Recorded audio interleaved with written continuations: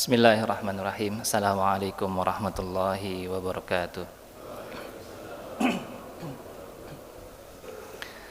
Innal hamdalillah nahmaduhu wa nasta'inuhu wa nastaghfiruh wa na'udzu billahi min shururi anfusina wa min sayyiati a'malina man yahdihillahu fala mudilla lahu wa man yudlilhu fala hadiyalah. Asyhadu an la ilaha illallah wa asyhadu anna Muhammadan abduhu wa rasuluh alladzi la nabiyya ba'dah. Allahumma salli ala Muhammad wa ala ali Muhammad kama sallaita ala Ibrahim wa ala ali Ibrahim wa barik ala Muhammad wa ala ali Muhammad kama barakta ala Ibrahim wa ala ali Ibrahim innaka Hamidum Majid. Qala Allah Ta'ala fi Qur'anil Karim, a'udzu billahi minasy syaithanir rajim. Muhammadur Rasulullah walladzina ma'ahu asyidda'u 'alal kuffar ruhama'u bainahum. Wa qala aidan ya ayyuhalladzina amanu qu anfusakum wa ahlikum nara wa quduhan nas wal hijarah. Wa qala aidan wa ta'awanu 'alal birri wat taqwa wa la ta'awanu 'alal itsmi wal 'udwan wattaqullaha innallaha syadidul 'iqab. Qala Nabi sallallahu alaihi wasallam wa syarrul umur muhdatsatuha wa kullu muhdatsatin bid'ah wa kullu bid'atin dhalalah wa kullu dhalalatin finnar.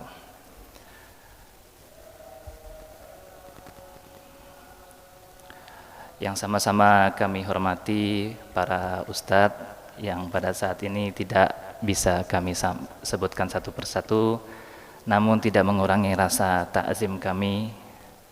Alhamdulillah Bapak Ibu jamaah Masjid Al-Ikhlas yang dirahmati Allah Subhanahu wa taala. Puja dan puji syukur kehadirat Allah Subhanahu wa taala yang pada sampai detik ini kita masih diberikan nikmat oleh Allah Subhanahu wa taala yang kita sebenarnya tidak sadar bahwasanya kita sudah pernah dimatikan tadi malam.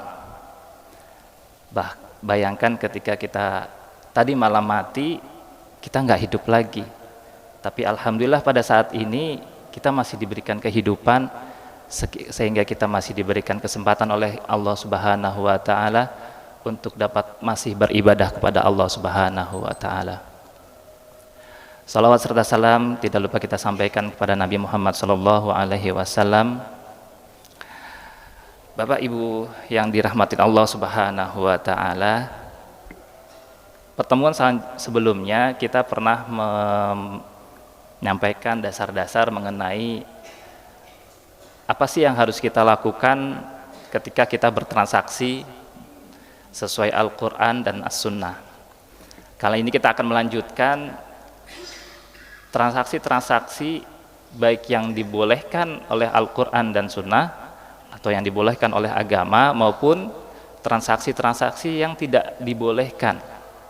Artinya terkadang kita suka berpikir gitu ya, berpikirnya kok dikit-dikit haram, dikit-dikit nggak boleh, seperti itu ya Bapak Ibu ya.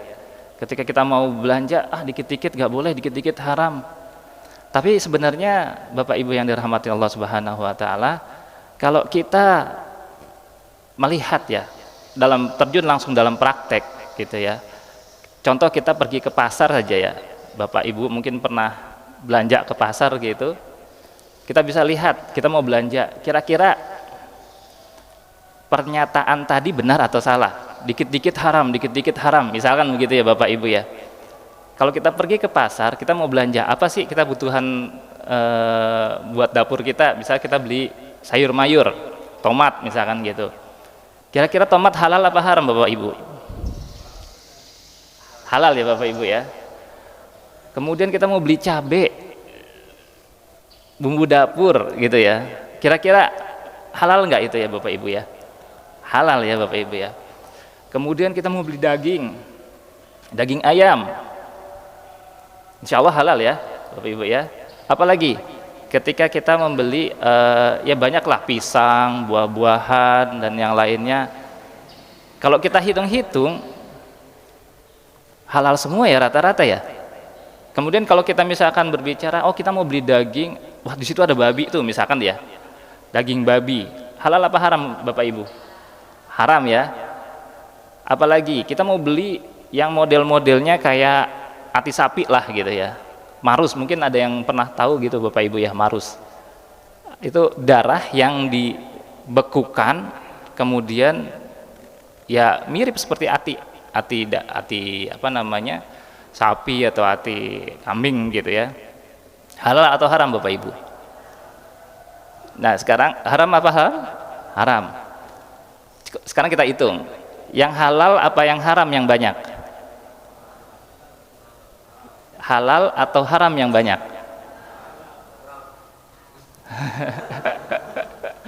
Berarti nggak boleh semua kita makan berarti gitu ya Bapak Ibu ya. Kalau misalkan kita berbicara yang halal sama yang haram, oh ternyata banyakan yang haram gitu. Atau banyakan yang halal. Gitu ya. Itu sangat keliru ya. Mungkin ya karena kita apa namanya? Terpengaruh oleh hawa nafsu kita, seolah-olah kita terlontar kata-kata itu, dikit-dikit haram, tidak Bapak Ibu. Tidak. Justru Allah dalam muamalah itu al-aslu fil muamalah al-ibahah. Asal dari muamalah itu adalah boleh sampai ada dalil yang melarangnya. Kaidahnya seperti itu. Jadi ketika ada dalam muamalah itu dibolehkan semua Bapak Ibu sampai datangnya dalil yang melarang. Nah, artinya kalau yang semua dibolehkan, lebih banyak yang haram atau yang halal kan gitu. Dalam prakteknya ternyata kita keliru bahwasanya ternyata lebih banyak yang halal ya. Nah, itu mungkin karena dorongan hawa nafsu kita aja yang terlalu besar sehingga terlontar ucapan-ucapan tersebut seperti itu. Baik Bapak Ibu yang dirahmati Allah Subhanahu wa taala, kita akan lanjut.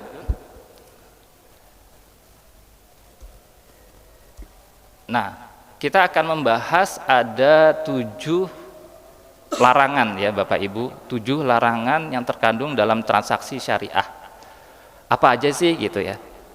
Karena gini, dalam transaksi syariah, pokoknya ketika itu mengandung 7 unsur ini, maka bukan sebaiknya, wajib dihindari. Karena ini sudah melanggar syariah. Pertama adalah maisir atau perjudian, kemudian maksiat, selanjutnya adalah aniaya, selanjutnya adalah gharar, kemudian haram, kemudian riba, kemudian riswah. Oke, kita akan bahas satu-satu Bapak Ibu. Yang pertama adalah maisir.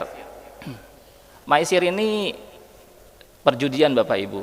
Jadi kalau misalkan kita lihat kita terapkan ke dalam transaksi di masyarakat kita, contoh misalkan kalau kita ini kenapa tadi saya menyebutkan ruhama ubainahum di ayat-ayat pertama, kemudian ku anfusakum wa ahlikum nara, jagalah keluarga kita dari api neraka gitu ya. Nah, karena ketika kita terjun ke masyarakat, kita tidak bisa, kadang-kadang tidak tahu yang benar yang mana nih, haram atau halal. Dalam prakteknya kita pernah tahu, misalkan contoh kalau zaman dulu waktu saya SD gitu ya, nggak tahu sekarang ada apa enggak gitu ya. Waktu saya SD itu terkadang suka ada banyak jajanan tuh, banyak jajanan. Nah, jajanan itu ada yang namanya tukang mainan misalkan gitu ya, tukang mainan.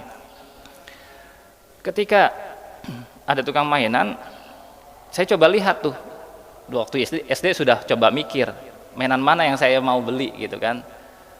Ketika saya melihat di situ ada yang beli satuan, ada yang beli paket gitu ya. Ada yang lucu ketika kita, Bang beli sekian gitu kan, kasih nomor. Nah seperti itu ya Ustaz ya. Nah, kasih nomor. Saya bilang masang tuh misalkan, wah kayak gini ya transaksi ini bener. Dalam hati tuh itu secara fitrah kita sudah mencoba menolak tuh. Kemudian ada juga transaksi-transaksi yang dulu ada yang namanya biji karet Bapak Ibu. Mungkin sekarang masih ada apa enggak? Saya kurang tahu juga biji karet masih ada apa enggak itu ya. Dulu biji karet, kita mainan biji karet tuh. Itu ada yang isinya 2, ada isinya 3, adanya isinya banyak gitu ya, sampai 10 mungkin dalam satu plastik. Kemudian ada mainan-mainannya juga, diikat pakai tali. Diikat pakai tali. Nah, ketika ditarik kita bayar dulu, terus kita kayak semacam undian. Mana nih yang kita mau dapat? Diikat sampai talinya juga nggak kelihatan tuh saking banyaknya. Tapi kita maunya misalkan yang 10 misalkan gitu. Itu ditarik. Apa ya bahasanya ya? Dicabut gitu ya, dicabut seret gitu. Nah, ternyata ini adalah cikal bakal dari maisir. Nah, maka Bapak Ibu sekalian, ku anfusakum wa ahlikum naro. Jagalah keluarga kalian dari api neraka. Nah, ini adalah di dalam Al-Qur'an juga dikatakan innamal khamr wal maisir itu adalah rijsum min amali syaiton, katanya gitu ya. Bahwasanya khamar dan maisir, judi, perjudian itu adalah najis, haram, bagian dari perbuatan syaitan. Nah, kalau misalnya kita melakukan itu, maka kita juga, nah, untuk itu makanya dari salah satu contoh yang terkandung di sini, larangan yang terkandung dalam transaksi syariah ini, maka tinggalkanlah, karena ini adalah amalan syaitan. Gitu ya Bapak Ibu ya. Baik, itu contoh kecil Bapak Ibu ya. Belum yang contoh besarnya. Contoh kayak misalnya zaman sekarang kalau saya lihat ada bahasanya slot lah, apa saya kurang tahu itu ya. Tapi setelah saya pelajari, ini judi, ini maisir. Maka bisa diinformasikan kepada anak-anak kita, saudara-saudara kita, tetangga-tetangga kita. Ketika ada yang melakukan itu, kita berdakwah. Itu tugas kita pribadi. Jadi setiap muslim itu memiliki kewajiban untuk berdakwah gitu ya Bapak Ibu ya. Oke, lanjut. Maksiat. Setiap transaksi kita dilarang untuk mengandung apa yang dikatakan dengan maksiat. Mohon maaf Bapak Ibu, saya tampilkan ini karena memang ini contohnya yang paling banyak. Contoh misalkan usaha pornografi dilarang Bapak Ibu, ya pastilah ini ya. Terus kemudian apalagi sekarang banyak yang sekarang sudah terang-terangan gitu ya Bapak Ibu. Nauzubillah, semua nauzubillah. Oke, kemudian apalagi contohnya misalkan maksiat itu menjual khamar misalkan gitu ya, menjualnya ya, bukan zatnya tapi menjualnya. Perdagangan itu sudah, jangankan menjualnya, kita mengkonsumsinya saja sudah haram, apalagi kita menjualnya, itu maksiat itu. Kemudian yang selanjutnya adalah haram. Nah, haram itu terbagi, ada dari zatnya dan ada caranya Bapak Ibu. Nah, contoh salah satunya adalah tadlis. Tadlis ini berbuat aniaya Bapak Ibu. Jadi misalkan contoh kuantitasnya nih, jumlah. Terkadang kan ada kita misalkan pergi ke pasar itu ada ya, ada aja lah ya gitu yang mungkin ada pedagang curang lah atau bagaimana. Ketika melakukan penakaran, misalkan kita beli jambu sekilo misalkan gitu ya, atau beli jambu berapa kilo ya, misalkan 5 kilo. Nah, kalau misalkan 5 kilo, setelah 5 kilo diambil jambunya 2, itu kan terkadang kita suka nggak terasa gitu ya. Nah, kita sebagai pedagang, mungkin di masyarakat kita mayoritas, terutama di masyarakat kampung benda itu pedagang ya Bapak Ibu ya, pedagang. Nah, itu jangan sampai kita melakukan transaksi-transaksi yang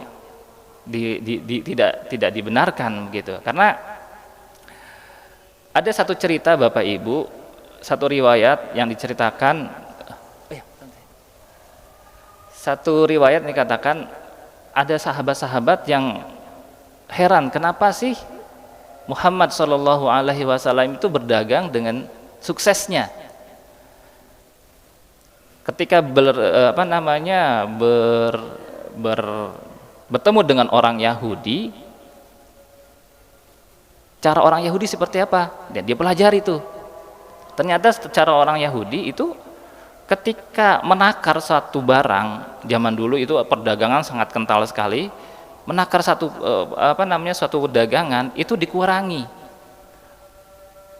Maka bagaimana sih caranya? Nah, makanya Muhammad Shallallahu Alaihi Wasallam memberikan caranya nggak gitu, redaksinya seperti itu ya. Caranya nggak gitu. Kalau mau kamu takar, dan misalkan sekilo ya, kamu takar sekilo, tambahin. Artinya justru malah kita bersedekah. Dengan cara bersedekah, insya Allah rezeki kita akan bertambah. Itu dari kuantitasnya. Kemudian dari kualitasnya, menyembunyikan cacatnya barang. Contoh misalkan kita bikin ada dagang buah, yang paling gampang buah ya, karena di sini terlihat kalau misalkan ada saya kemudian kebetulan di belakang rumah saya pohon jambu, jadi kadang-kadang kebun jambu tuh jadi contoh buat saya gitu ya. Nah, di situ ada dagang jambu misalkan. Nah, ternyata yang jambu-jambu yang bagus itu ditaruh di atas.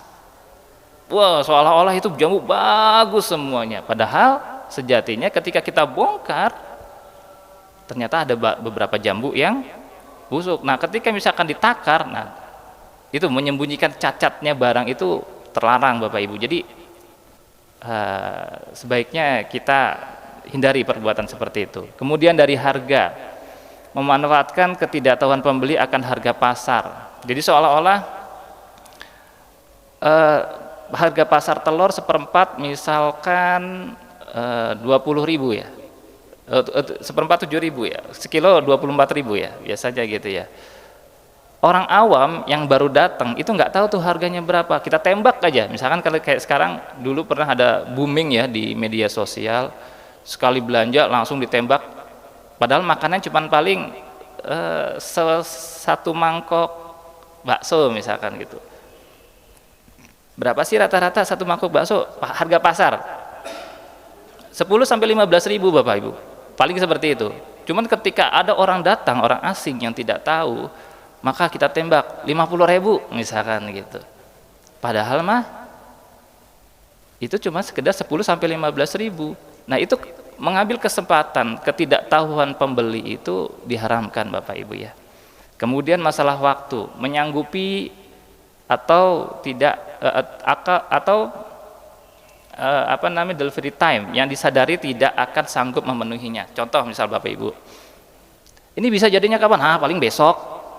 Gitu, menjanjikan besok jadi, padahal kita tahu biar misalkan si konsumen itu beli ke kita, ini mah cepet misalkan gitu. Baik itu di perdagangan maupun di jasa kita. Contoh misalkan kalau di jasa bengkel misalkan gitu ya, saya servis motor turun mesin, kemudian ketika ini mah jadinya besok. Kan ada biasanya kalau di Margonda banyak bengkel tuh, banyak bengkel ya di Margonda itu. Nah, itu kan konsumen itu mencari bengkel-bengkel yang bagus dan cepat, kan karena buat usaha lagi di hari selanjutnya begitu ya. Ketika kita datang ke satu bengkel, petugasnya misal gitu ya, misalkan mengatakan ini turun mesin nih, jadinya kapan? Paling besok. Padahal nggak mungkin besok jadinya, karena ya menangani pelanggan-pelanggan lain ya, konsumen-konsumen lain. Tapi kita janjikan supaya itu orang ke kita dengan cara berbohong misalkan, padahal kita tahu ini kayaknya nggak mungkin besok nih, yang penting masuk dulu nih bengkel gitu kan. Nah, itu sangat dilarang gitu Bapak Ibu ya. Itu tadlis, namanya aniaya. Kemudian selanjutnya gharar. Nah, ini yang sering terjadi Bapak Ibu. Gharar ini adalah ketidakpastian. Seperti tadi tadlis mengenai kuantitas, seperti transaksi ijon. Ijon itu mungkin pernah mendengar istilah ijon ya Bapak Ibu ya. Salah satu contohnya adalah ketika, contoh lagi belakang rumah saya misalkan ada pohon jambu, misalnya ada pohon jambu, belum semuanya berbuah matang, cuman ke kita sudah langsung transaksi di situ. Satu kebun ini saya bayar sekian ratus ribu. Padahal kita belum tahu tuh, misalkan belum tahu hasil dari kebun tersebut, gitu kan? Bagaimana cara biar supaya itu halal? Petik dulu buahnya, kumpulkan buahnya, takar, itu yang baru kita bisa jual. Karena kalau misalnya tidak seperti itu, tidak ada kejelasan. Makanya dalam Islam itu sangat menghindari subhat. Subhat itu tidak jelas ya Bapak Ibu ya. Jadi Islam itu benar ya kata benar, salah ya dikatakan salah. Tidak ada yang dikatakan salah atau benar, tidak. Tapi benar dikatakan benar, salah dikatakan salah. Makanya ini benar nggak sih transaksinya? Kalau mau jelas maka ambil dulu buahnya, takar, baru bisa kita jual. Nah, kualitas untuk gharar sendiri, misalkan jual beli anak sapi, ini kita saya mengambil sumber dari beberapa literasinya. Jual beli anak sapi yang masih dalam perut induknya. Kalau misalnya kurban, misalkan kita ya, atau bukan kurban lah ya, kita jual beli sapi atau kambing, dia sudah ada janin ya gitu ya di perut ininya, hamil ya. Kalau hamil biasanya pokoknya ada bunting gitu ya, bahasanya bunting. Jadi ketika ada ada sapi atau kambing yang sedang hamil gitu ya, kita langsung beli sekian dengan harga yang sangat murah. Nanti kita urus sampai gede, kemudian dijual lagi dengan harga yang mahal. Nah, jual beli ini seperti ini adalah tidak dibolehkan karena ini mengandung ketidakjelasan transaksi. Kemudian contohnya misalkan tadi ya sapi, kambing, karena kalau misalkan kita lihat itu belum ketahuan nih hidup atau enggak nih waktu keluar gitu ya, ketika melahirkan itu si sapi atau si kambing, kita nggak ketahui tuh hidup atau mati gitu kan, cacat atau normal kan gitu ya. Nanti kalau misalkan cacat ternyata ada yang dianiaya di situ, bersifat tadlis lagi tadi itu, bahwa ada yang dirugikan, ada yang dizolimi di situ ya. Kemudian masalah harga, adanya dua harga dalam satu akad. Nah, ini yang biasa juga terjadi Bapak Ibu di masyarakat kita. Karena nanti kita akan terapkan di dunia, contoh yang kalau di dunia saya, dunia perbankan itu seolah-olah banyak sekali yang menanyakan, boleh nggak sih dua harga dalam satu akad? Tapi kok misalkan gitu ya Bapak Ibu, ketika Bapak Ibu mengajukan pembiayaan di suatu bank syariah, misalkan 1 tahun sekian gitu ya, 2 tahun sekian, 3 tahun sekian, itu kira-kira dua harga atau satu harga Bapak Ibu?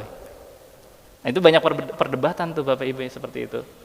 Jadi ketika kita pergi ke satu perbankan syariah, kita melakukan pembiayaan misalkan buat kebutuhan kita, misalkan buat beli mobil gitu ya, kita mengajukan pembiayaan buat beli mobil 1 tahun beda dengan 2 tahun angsurannya, begitu juga dengan 3 tahun sampai 5 tahun itu beda semuanya. Apa yang dimaksud dengan tidak boleh adanya dua harga dalam satu akad? Nah, yang tidak boleh adalah yang seperti ini Bapak Ibu. Ketika kita satu transaksi, kita mensyaratkan sesuatu di situ. Misalkan contoh dalam saya punya handphone bagus, misalkan meskipun handphone saya jelek gitu Bapak Ibu ya, nggak terlalu bagus, ini handphone lama ya. Jadi saya punya handphone, cuman Bang Wahyu misalkan di sini, Bang Wahyu tuh pengen banget nih handphone saya. Oke, saya akan jual handphone saya, tapi dengan syarat Bang Wahyu jual komputernya ke saya. Nah, dua transaksi tersebut nggak boleh Bapak Ibu, ada syarat di situ. Artinya, contoh misalkan saya jual handphone saya, tapi Bang Wahyu harus jual misalkan kasih saya tambahan pulsa, misalkan gitu. Nah, itu nggak boleh Bapak Ibu.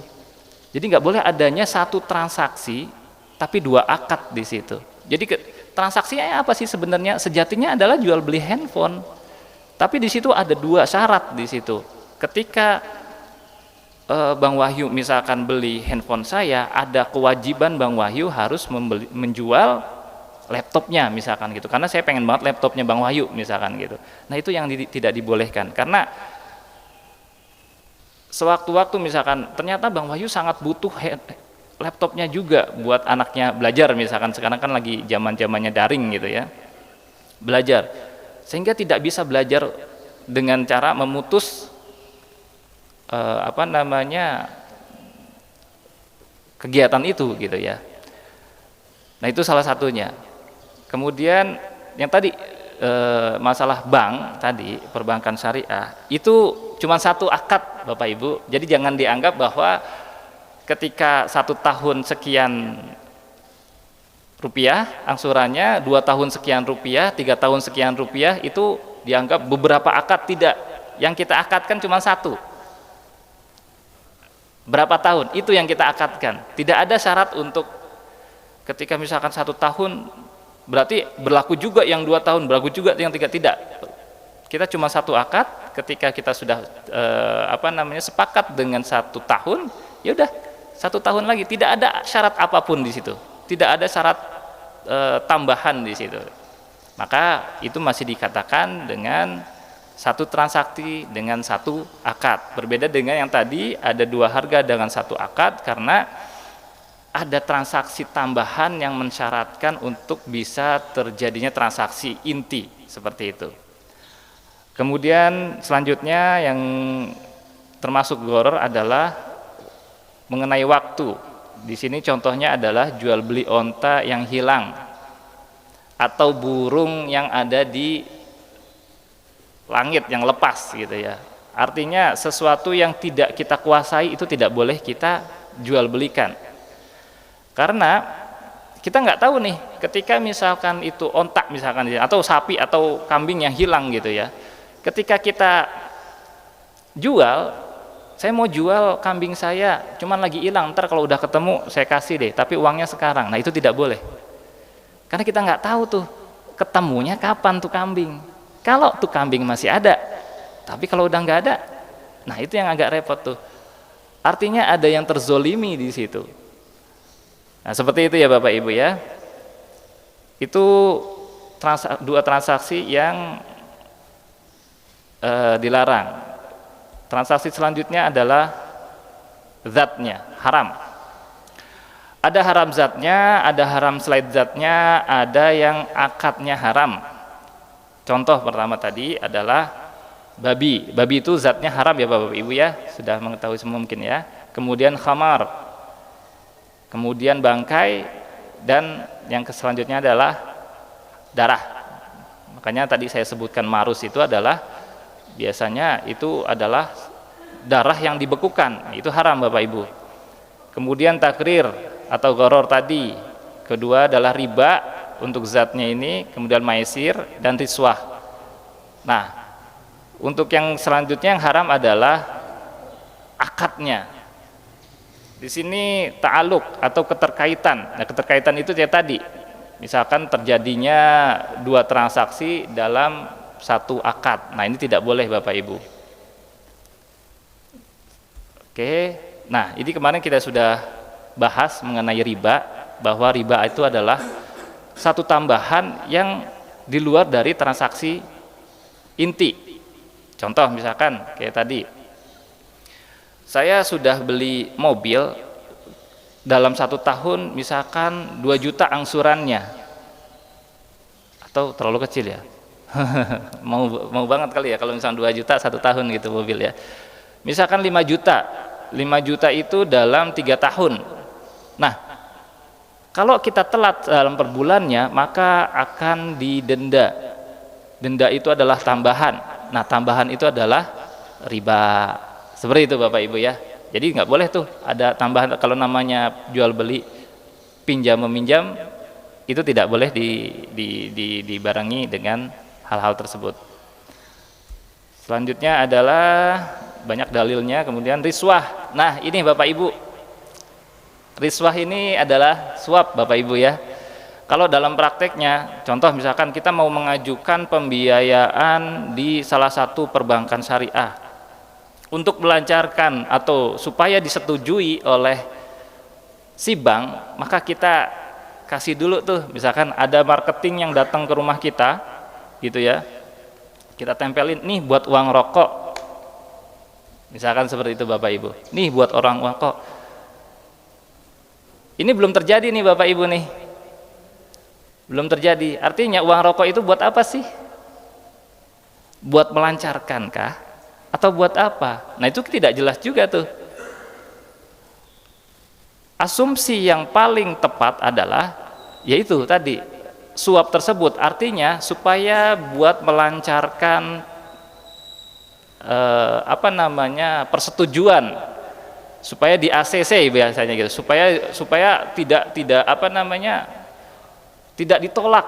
Nah itu nggak boleh nih Bapak Ibu, ketika misalkan kita sudah melakukan riswah atau suap dalam hal ini transaksi-transaksi yang diharamkan. Jadi kalau misalkan Bapak Ibu suka ada, makanya kadang-kadang ini juga semacam bentuk dari didikan yang tidak baik ya, didikan yang tidak baik, membentuk mental seseorang itu supaya dikasih, dia survei supaya dia dikasih. Karena itu nggak tahu tuh kita di ACC atau tidak di ACC gitu kan. Ternyata misalkan tidak di ACC, siapa yang nggak enak? Marketingnya nggak enak. Begitu juga dengan yang ngasih riswah tersebut, udah dikasih bukannya di ACC kayak apa kayak misalkan gitu ya. Itu dilarang tuh. Makanya ada sesuatu yang ada salah satunya yang terzolimi, itu tidak boleh Bapak Ibu.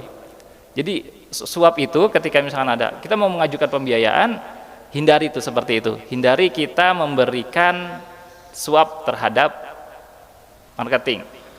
Jadi dan bagi marketing itu dilarang menerima, kalau di kantor saya itu sangat-sangat ketat ya Bapak Ibu, jadi ketahuan marketingnya langsung dipecat, itu nggak boleh, itu menerima riswah itu haram di hukumnya ya. Jadi begitu juga ketika misalkan si calon konsumen kita itu memaksa tuh, biasanya kan suka ada itu yang maksa tuh ya, itu kita berikan. Nah itu tugas kita sebagai praktisi dan pendakwah, berikan edukasi kepada para konsumen kita. Jadi bukan hanya untuk kita sendiri, tapi juga untuk konsumen kita, seperti itu Bapak Ibu.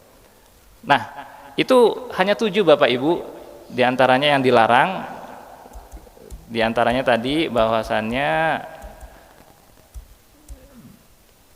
transaksi-transaksi yang mengandung maisir, perjudian, mengandung maksiat, mengandung aniaya, mengandung gharar, mengandung haram, kemudian mengandung riba dan riswah, sebaiknya kita tinggalkan. Itu Bapak Ibu. Nah, karena 7 transaksi itu adalah sesuatu yang sangat tidak diperbolehkan di dalam agama kita. Nah, sampai jam berapa Bang Wahyu? 10 menit. Oke. Nah, ini sebenarnya ada lanjutannya Bapak Ibu. Yaitu adalah prinsip yang dibolehkan. Tadi yang dilarang, kenapa kita munculkan dulu yang dilarang? Karena yang dibolehkan ya tadi semuanya boleh asal ada larangannya, seperti itu ya Bapak Ibu ya. Nah, prinsip yang dibolehkan ada banyak ya, semuanya. Pokoknya dilarang yang 7 itu silahkan dikerjakan sampai makanya datangnya larangan-larangan tersebut. Mungkin itu Bapak Ibu yang bisa kami sampaikan.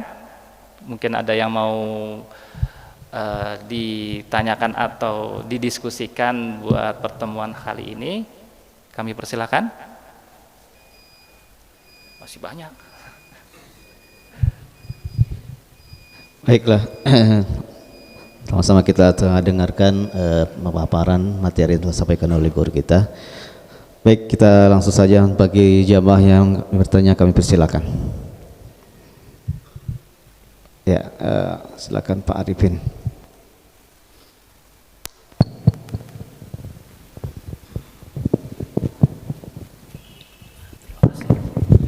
Bismillahirrahmanirrahim. Assalamualaikum warahmatullahi wabarakatuh.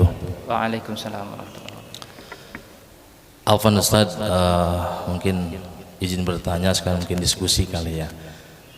Kalau terkait dengan transaksi-transaksi yang tadi disebutkan itu udah jelas gitu ya, kita beli barangnya kelihatan gitu ya, ada bisa tawar menawar harga. Cuman sekarang ini terkait dengan transaksi jual beli zaman now gitu ya terkait dengan transaksi online gitu ya, yang sekarang ini kan kita mau apa sekarang tinggal pegang handphone datang ke rumah gitu. Nah itu termasuk seperti apa gitu, apa jenisnya transaksi itu, apakah ada unsur ribanya atau bagaimana. Yang kedua, misal kita mau berbisnis nih ya, berbisnis, ada orang yang berbisnis dia punya toko di salah satu saya katakan misalkan Tokopedia atau Shopee misalkan kayak begitu ya, tapi dia tidak punya toko sebenarnya, tidak punya stok barang, tapi dia sebagai hanya dropshipper gitu, seperti itu. Nah itu bagaimana hukumnya seperti itu ya, karena banyak tuh yang berbisnis seperti itu, dia hanya mengupload produk-produk orang, kemudian dia ngambil margin gitu dari toko sebelumnya atau dari distributornya gitu. Nah itu hukumnya seperti apa? Mungkin itu dulu untuk sementara. Baik, bismillahirrahmanirrahim. Terkait transaksi tadi ya Bapak ya, dua transaksi tersebut, yang pertama adalah transaksi online. Memang terjadi perdebatan saat ini ketika kita melihat transaksi yang terjadi di zaman sekarang gitu ya, transaksi zaman now gitu ya, yang kita belanja di toko online misalkan gitu ya. Sebenarnya pada dasarnya jual beli itu dibolehkan Bapak Ibu, itu dasar pertamanya. Jual beli itu pada dasarnya adalah dibolehkan, dengan catatan jual beli tersebut adalah barang yang diperjualbelikan dikuasai oleh penjual. Nah sekarang kita lihat nih, apakah barang yang dijualbelikan itu dikuasai oleh penjual atau tidak. Kedua, si penjual itu harus langsung kepada si pembelinya. Boleh dengan catatan, boleh dikuasakan, tapi dengan catatan bahwa misalkan gitu ya, si penjual misalkan sudah benar-benar diberikan kuasa oleh si penjual. Contoh misalkan kalau di kita sebutlah kata pasar online gitu ya Bapak Ibu ya, pasar online. Terkadang di pasar online ini yang kita lihat keluar dari jalur transaksi-transaksi yang dibenarkan. Contoh misalkan ketika ada syarat bahwa si penjual itu harus menguasai barang dan harus langsung kepada si pembeli, yang terjadi sekarang tidak seperti itu Bapak Ibu. Bahkan justru malah si pembeli itu nggak tahu siapa penjualnya. Jadi contoh misalkan ada online shop gitu ya, sebut saja kata misalkan ya BL misalkan gitu ya, misalkan itu. Jadi tidak boleh tuh menghubungi langsung kepada si penjual, nggak boleh. Yang terjadi sekarang ya, yang terjadi beberapa transaksi online itu, jadi harus ke si pemilik online shopnya tersebut. Nah itu terjadi ketidakjelasan tuh di situ. Ketika sudah terjadi ketidakjelasan siapa yang bertanggung jawab nanti gitu kan, penjualnya atau si online shopnya ini yang terjadi, maka ketidakjelasan itu tidak dibenarkan. Tapi ketika misalkan dia sudah dipercayakan, contoh misalkan zaman dulu itu kita tahu bahwa Nabi Muhammad SAW dipercayakan untuk membawa barang dagangan-dagangan Khadijah. Nah, itu dasar dari kenapa kita boleh menjual asal betul-betul dikuasakan. Gitu. Tapi kalau misalkan dikuasakannya itu tidak jelas, bahwa kita tidak boleh menghubungi si penjual langsung, terjadinya ketidakjelasan, saya lebih mengarah itu tidak dibenarkan. Karena banyak perdebatan memang seperti itu ya Bapak ya. Nah, itu ya tadi yang terjadi sekarang bahwa kita tidak bisa menghubungi langsung kepada penjual gitu, jadi wajib harus langsung ke online shopnya tersebut. kita kan transaksinya kan, nah itu transaksi yang tidak jelas tuh Bapak Ibu, maka sebaiknya itu dihilangkan. Kecuali kalau misalkan kita ya tadi dikuasakan. Kemudian pertanyaan selanjutnya, apakah ketika kita misalkan sebagai dropshipper gitu ya Bapak, ketika kita sebagai dropshipper artinya kita betul-betul dikuasakan bahwa rincian dari barang tersebut kita sudah tahu, terus kita juga bertanggung jawab atas penjualan kita dan terhubung dengan si penjual aslinya, itu saya kira tidak ada masalah di situ ya. Tapi kalau tadi bahwa si penjual itu tidak boleh sama sekali dihubungi sama kita, artinya bukan langsung penjualnya nih gitu, tapi harus melalui ini nih. Nah, itu yang terjadi ketidakjelasan di situ. Itu yang saya kira itu tidak justru lebih baik kita hindari seperti itu. Karena transaksi ini mengandung ya gharar, subhat, tidak jelas. Maka lebih baik kita hindari seperti itu. Mungkin itu Bapak. Ya. Baik, ada lagi silakan. Ya, baik Pak Saiful.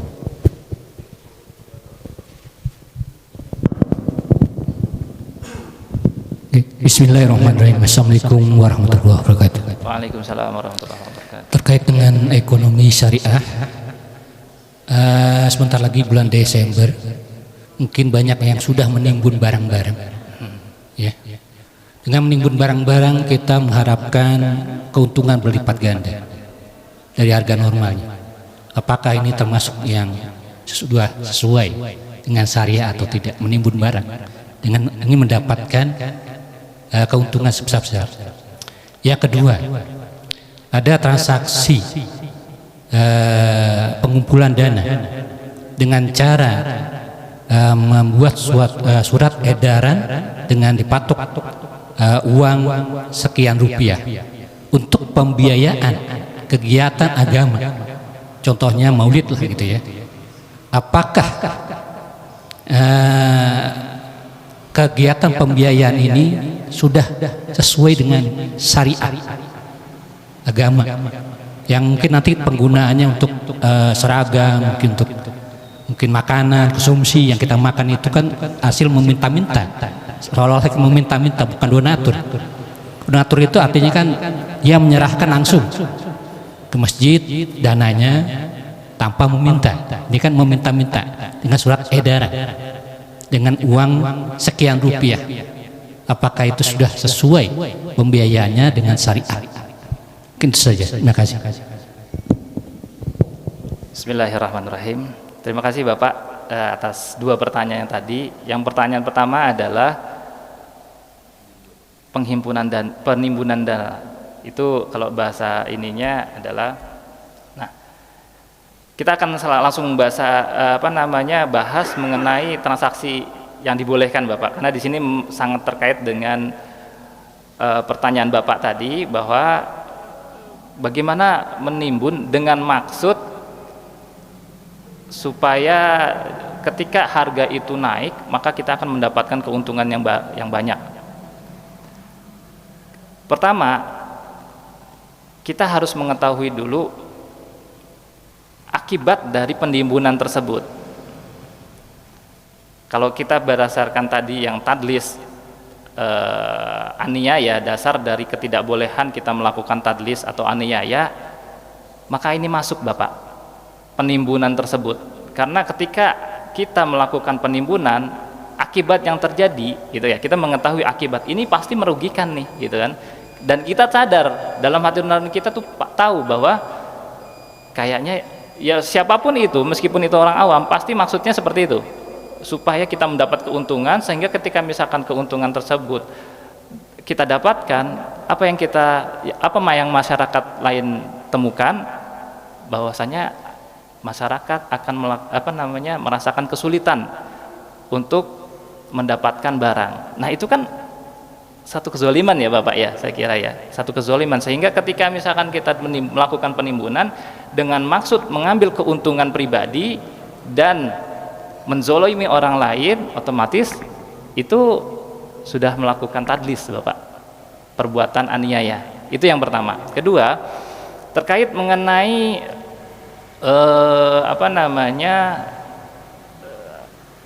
bahasanya saweran ya Pak ya. Misalkan kayak semacam saweran gitu dengan surat edaran dibentuk, kemudian disebar kepada masyarakat dengan nominal tertentu misalkan gitu.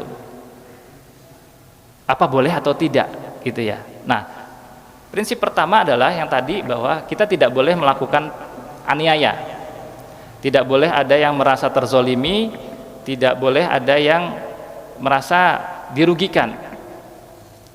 Yang jadi pertanyaan pertama, akibatnya tadi bahwa ketika kita melakukan itu, apakah ada yang terzolimi atau tidak?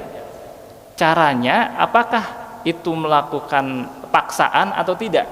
Ketika itu melakukan paksaan, maka salah satu misalkan ada masyarakat yang tidak mampu misalkan gitu ya Bapak ya, tapi tetap dipaksa wajib tuh gitu kan. Nah itu yang tidak dibenarkan, karena la ikraha fiddin, tidak ada paksaan dalam agama, apalagi itu untuk kepentingan keagamaan misalkan gitu ya Bapak, entah itu tablik akbar, entah itu ceramah agama misalkan gitu ya, itu la ikraha fiddin, tidak ada paksaan dalam agama. Nah, untuk pengumpulan tersebut ada bahasanya ta'awun Bapak. Ta'awun itu saling tolong menolong. Jadi berkumpulnya kita untuk melakukan suatu kebaikan itu namanya ta'awun. Nah, dalam ta'awun di sini dibolehkan Bapak, selama itu tidak ada paksaan bagi yang lainnya. Ketika kita mengumpulkan suatu dana di masyarakat, misalkan kita mengadakan tablik akbar gitu ya, masyarakat diminta untuk menyumbang sebesar 100.000 bagi yang mampu, misalkan gitu ya, bagi yang mampu. Tapi kalau bagi yang tidak mampu, tidak ada paksaan. Nah, yang jadi pertanyaan adalah dipaksa atau tidak. Tapi kan kalau di masyarakat kita ini nggak ada yang namanya paksaan ya Bapak Ibu ya. Jadi ya seikhlasnya istilahnya gitu. Kalau ada kita rezekinya kita akan kumpulkan, maka kalau misalkan nggak ada ya tidak masalah seperti itu. Seperti itu sih Bapak, simpelnya sih seperti itu. Karena di pembahasan selanjutnya ada transaksi-transaksi yang dibolehkan. Yang pertama itu ada ya. Nah, ini bebas riba atau eksploitasi, goror tadi, ta'awun, nah saling menguntungkan ini Pak. Nah, di sini ada dasar prinsip yang kita bisa pegang. Selama itu tolong menolong dalam kebaikan, maka itu dibolehkan. Wa ta'awanu 'alal birri wat taqwa wa la ta'awanu 'alal itsmi wal 'udwan. Tolong menolonglah kalian dalam kebaikan dan janganlah kamu tolong menolong dalam kegiatan zalim. Seperti itu Bapak. Ya, mungkin itu. Baik, Bapak Ibu yang dirahmati Allah Subhanahu wa taala, mungkin itu saja yang bisa kami sampaikan. Penyampaian ini atas dasar kasih sayang saya antar sesama muslim, jadi memang ini yang perlu kami sampaikan. Katakan itu benar, katakan itu kulil haq walau kana muran, katanya gitu ya. Katakanlah itu suatu kebenaran meskipun itu menyakitkan gitu ya. Jadi memang transaksi-transaksi kadang-kadang kalau misalkan kita dibawa nafsu itu kita akan tidak terima, tapi kalau misalkan kita terbuka sami'na wa ata'na katanya seperti itu, maka kita akan insyaallah kita berusaha untuk melakukan transaksi syariah secara ikhlas. Mungkin itu aja yang bisa saya sampaikan, kurang lebihnya mohon maaf. Assalamualaikum warahmatullahi wabarakatuh.